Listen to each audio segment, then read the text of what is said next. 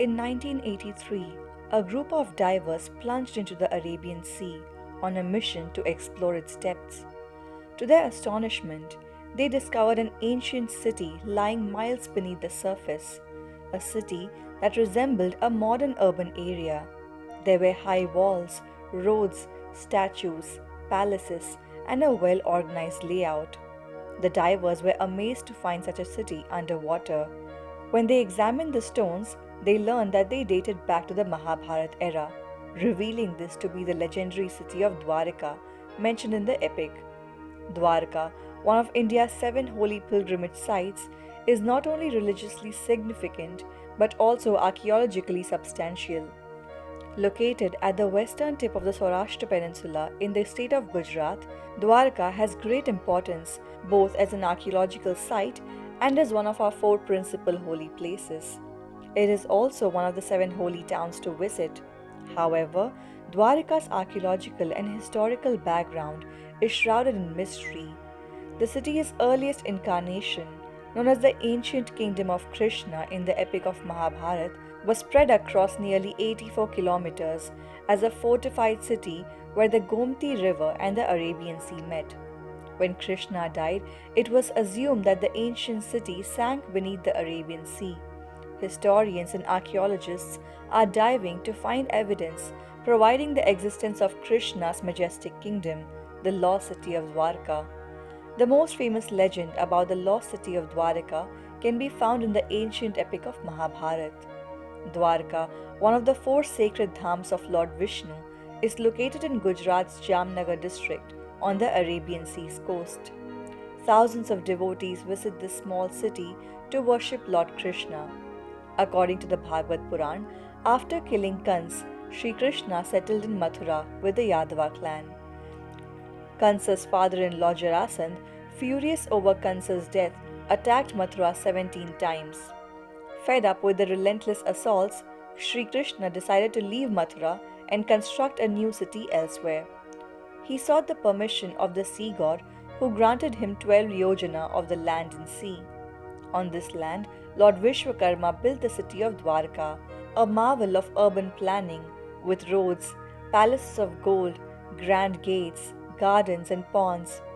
At its center stood Shri Krishna's magnificent palace.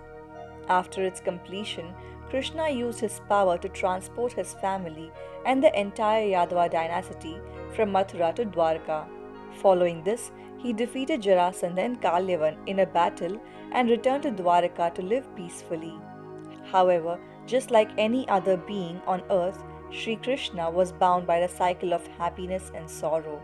After some time, the great battle of Mahabharata began, where Shri Krishna played a key role as Arjuna's charioteer.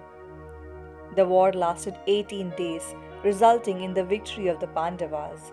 However, Gandhari, the mother of the Kauravas, cursed Shri Krishna, blaming him for the war. She foretold that just as her sons and clan had perished, Krishna's Yadava dynasty would also be destroyed in 36 years. Shri Krishna, knowing the curse was inevitable, accepted it. But there was another curse that led to the downfall of the Yadava clan. Once, in a holy place near Dwarka, Krishna's son Samba and his friends played a prank on some visiting saints by pretending Samba was a pregnant woman. The saints, angered by the joke, cursed that Samba would give birth to an iron pestle that would cause the Yadava dynasty's destruction. The curse came true, and when King Ugrasen learned about it, he had the pestle crushed and thrown into the sea. But a fish swallowed the pieces, and when the fish was caught, the iron caught from the fish's stomach was used by a hunter to make a poisonous arrow. Years passed and Gandhari's curse took effect. The Yadava clan, drunk and enraged, began fighting amongst themselves. The conflict escalated, leading to a battle that destroyed the entire dynasty. Even Balaram, Krishna's older brother, departed from the world. Seeing this, Krishna sat beneath the peepal tree, where the hunter who had made the arrows from the cursed iron mistook him for a deer and shot him. The arrow struck Krishna's foot, and thus he left the world. When Arjun heard about Krishna's death, he hurried to Dwarka, only to find the city engulfed in flames. He managed to evacuate the women and children, but as soon as the city was empty, it was swallowed by the sea, lost forever beneath the waves. Today, Dwarka is divided into two parts, Dwarka and Bet Dwarka. Dwarka is a coastal city, while Bet Dwarka is an island. For many years, the existence of Dwarka was dismissed as a myth. However, in 1930, a search began, and significant artifacts were found at Bet Dwarka. The first archaeological excavation in 1963 uncovered ancient relics and statues. It was suggested that Krishna administered his kingdom from Dwarka while living with his family on Bet Dwarka. Between 1983 and 1990, underwater archaeologist Dr. S.R. Rao and his team conducted further exploration and discovered the remains of an extraordinary city under the sea. They found city walls, stones, pillars, statues, and an irrigation system. To confirm the connection to Dwarka, the stones were carbon dated, revealing they were from the same era as Mahabharata. The city's area measured 12 Yojana, matching the dimensions described in the Bhagavad Purana. Numerous anchors were also found, suggesting Dwarka was an ancient port that facilitated trade between India and other nations. Due to a lack of funds, the excavation was halted but resumed by the Archaeological Survey of India in 2007, and it continues today. Some theories suggest that 3,500 years ago, the land on which Dwarka stood was above the sea level, but rising waters gradually submerged it. However, according to the Mahabharata, the city was submerged quickly by the powerful waves. Though some still consider the Mahabharata, Ramayana, and other ancient stories to be myths, discoveries like the submerged Dwarka suggest that human civilization may be far older than what we previously thought. Dwarka, like Atlantis, is said to have sunk beneath the sea at some point in the distant past. However, unlike Atlantis, whose remains have never been discovered, remnants of this ancient kingdom could be found in the depths. The Bhagavad Purana says that the city of Dwarka quickly rose to prominence and became the unstoppable pivot of Lord Krishna's mission, housing thousands in approximately 900 palaces. The city was heavily fortified and could only be reached by ship. The lost city of Dwarka quickly became a talking point around the world, inspiring awe and wonder. According to the Mahabharata's 23rd and 34th phrases, the city was inundated and submerged by the Arabian Sea on the same day that Krishna departed the earth to join the spiritual world after 125 years, and this is when the Kali age began. The ocean's deity reclaimed the land, sinking lost city of Dwarka but sparing Lord Krishna's palace. It is also said that the lost city of Dwarka was attacked by a Viman, a flying machine.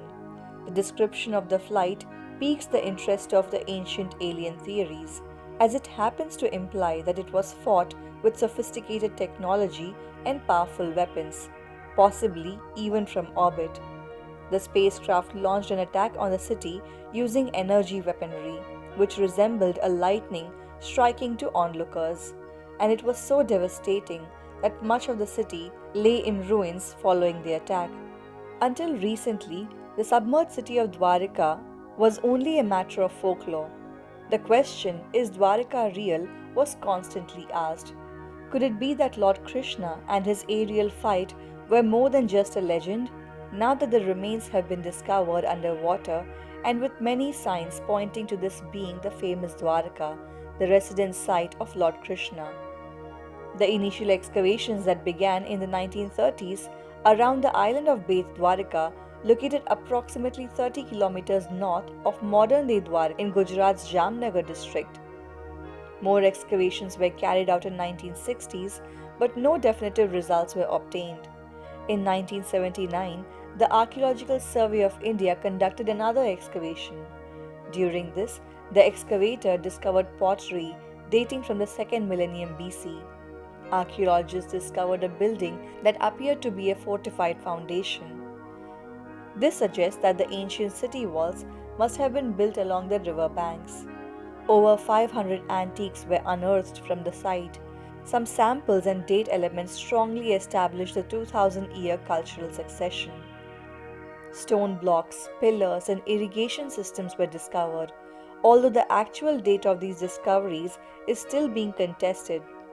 According to Dr. Rajiv Nigam, former chief scientist, the process of underwater exploration began with excavation near the current Dwarkadhish temple. The Dwarka Mandir was built during the 13th and the 15th century. Dr. S.R. Rao conducted an offshore survey to look for signs of the submerged metropolis, and a full excavation was carried out in 2007. He explained that the location of Dwarka on the westernmost tip of India in the modern-day Gujarat corresponds to one given in the written literature. According to one theory, the lost city of Dwarka was built on a reclaimed land roughly 3,500 years ago and was drowned in water when sea levels rose. Scientific studies have revealed that the sea level in the area has risen and decreased numerous times before reaching its current levels in 1000 CE.